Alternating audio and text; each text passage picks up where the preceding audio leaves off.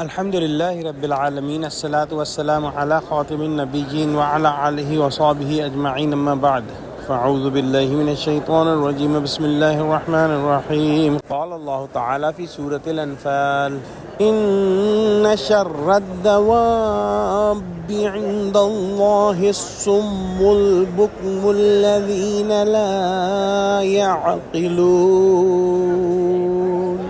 Translation: Indeed, worst of beasts or living creatures in sight of Allah are those deaf and dumb who do not use sense to understand. Allah subhanahu wa ta'ala has made the humans highest of his creature because Allah subhanahu wa ta'ala gave humans the faculties that are capable of inferring the data and that are capable to see what is right and what is wrong and to understand the facts. So those humans who are using these faculties given by Allah subhanahu wa ta'ala just as a bare minimum level, at a basic level, just like animals, they are worse than animals because they have ears but they cannot differentiate the truth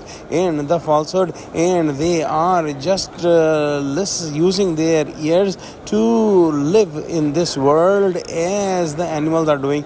And they have been given the ability of speech, which is the highest quality given to humans. But if they are using their speech only to live their daily lives and not using their speech to say the truth and to negate the falsehood, they are using their speech and communication skills as the animals do, and in this regard they are worse than the animals because the animals were not given the understanding, they were not given the hearts and brains the humans are given, and they cannot interpret the data and they cannot analyze the data and say this is right and this is wrong.